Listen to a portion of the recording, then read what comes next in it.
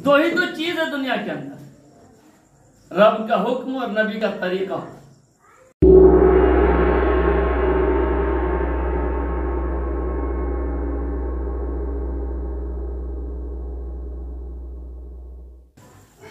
दो ही तो चीज है दुनिया के अंदर, रब का हुक्म और नबी का तरीका।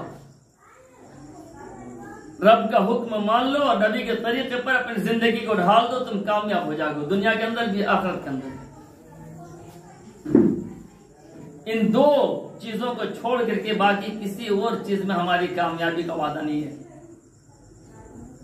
यार सल्लल्लाहु अलैहि वसल्लम ने फरमाया, हम तुम्हारे लिए दो चीजें छोड़ करके जा रहे हैं, जब तक इन दोनों चीजों पर अमल करते रहोगे तब तक तुम गुमराह नहीं होगे, और जब इन दोनों चीजों पर अमल करना छोड़ दोगे तो फिर गुमराह हो जाओगे। वो दो चीजें क्या हैं? कुरान मुकद्दस, अल्लाह का कलाम, कि अल्लाह के अहकाम पर अमल करना और प्यारे आका सल्लल्लाहु अलैहि वसल्लम की सुन्नत के मुताबिक, उनके तरीके के मुताबिक जिंदगी गुजारना। ये दो चीजें हैं कि इन दोनों चीजों को अपना कर रखो, जब तक तुम इस पर अमल करते रहोगे तुम कामयाब हो जाओगे, गुमराह नहीं होगे, और जब इन दोनों चीजों पर अमल करना छोड़ दोगे तो फिर तुम गुमराह हो जाओगे। आज देखा गया है कि जिन लोगों ने इन चीजों को अपनाया है दुनिया उनके कदमों में है, आज हमने छोड़ दिया है तो हम दुनिया के कदमों में आ गए हैं। अफसोस होता है। अल्लाह तबारक व तआला ने एक मुख्तसर सी जिंदगी दी है, एक छोटी सी जिंदगी दी है। आज किसी से सवाल कीजिए, पूछिए भाई किस तरह जिंदगी कट रही है, बोला किसी तरह जिंदगी कट रही है, कट जाएगी। दोस्तों, यहाँ हम जिंदगी काटने नहीं आए हैं, हम तो जिंदगी बनाने आए हैं। जिंदगी काटने नहीं आए हैं बल्कि जिंदगी बनाने आए हैं। एक छोटी सी मुख्तसर सी जिंदगी अल्लाह ने दी है, 50 साल 60 साल 70 साल की जिंदगी दी है। किसी को अगर 100 साल की जिंदगी मिल गई तो वो मुकद्दर का सिकंदर है। आज के डेट में, आज के दौर में तो जो हमें 50 साल 60 साल 70 साल की जिंदगी मिली है, ये जिंदगी काटने के लिए नहीं मिली है, बल्कि एक ऐसी जिंदगी आने वाली है जो हमेशा हमेश की जिंदगी होगी, जहां मौत नहीं आएगी, जहां मौत नहीं आएगी। उस जिंदगी को बनाने के लिए अल्लाह ने हमें दुनिया के अंदर एक छोटी सी जिंदगी दी है। आज हमने 50 साल की और 60 साल की जिंदगी मिली, इसको अगर हमने अल्लाह के रास्ते में लगा लिया तो हमेशा हमेश की जिंदगी कामयाब हो जाएगी। लिखा है किताबों में कि जन्नती जन्नत में जाएंगे, जहन्नमी जहन्नम में जाएंगे। जन्नतियों को डर सिर्फ एक ही बात का रहेगा, एक ही बात का खौफ रहेगा कि कहीं हमारी दोबारा मौत ना आए।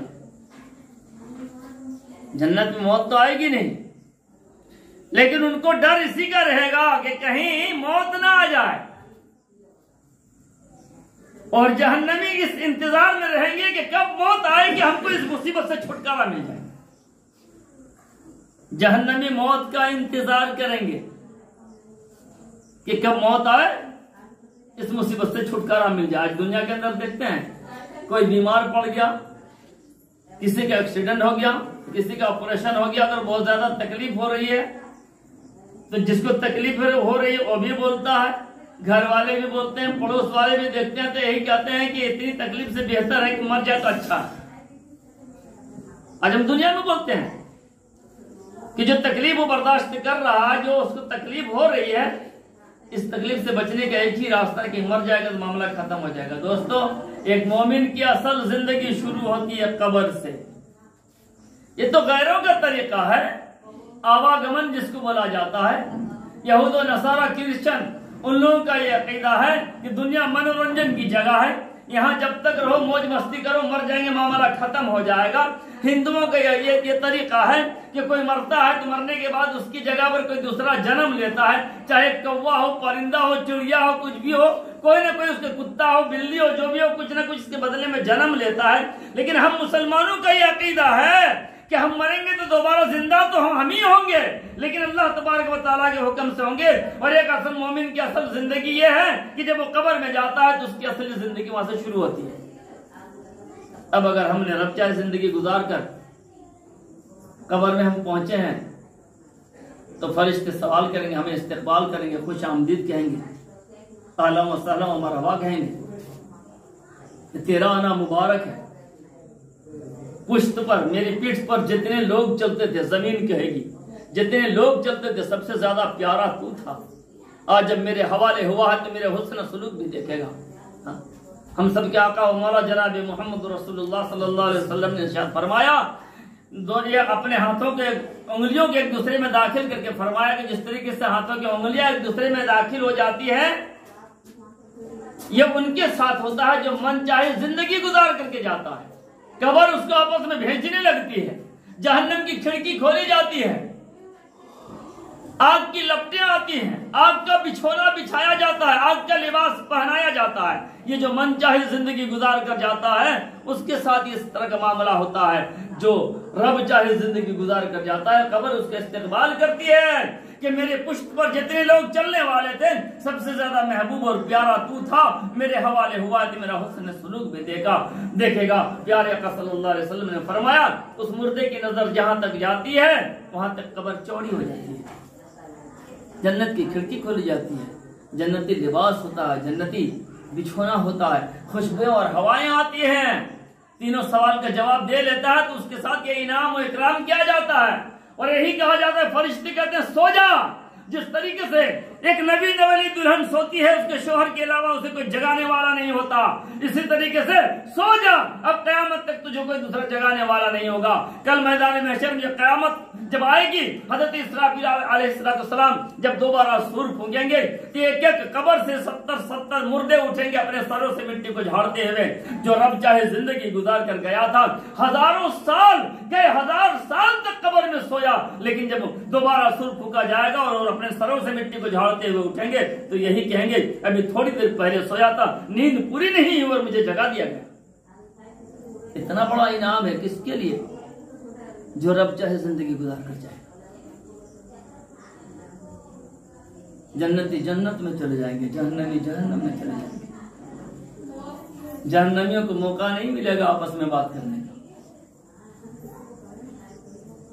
लेकिन जो जन्नती होंगे उन्हें आपस में बात करने का मौका मिलेगा। जन्नती आपस में मिल के बैठेंगे, जिस तरीके से आज हम मिल के बैठे हैं यहाँ पर।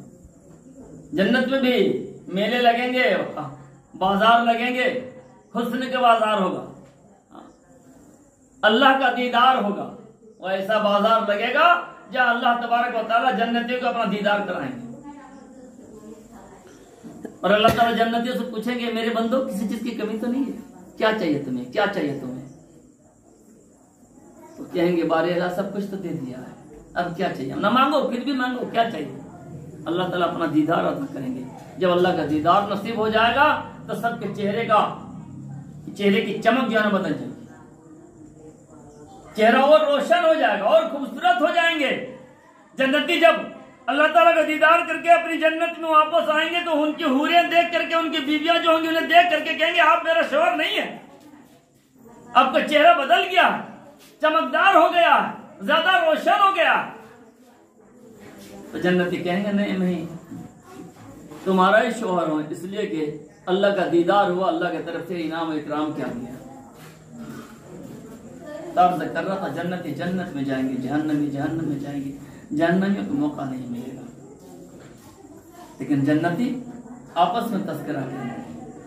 उस मंजर को याद कीजिए दोस्त, कुरान कहता है, फी जन्नातिन यतसाअलून अनिल मुजरिमीन मा सलकाकुम फी सक़र।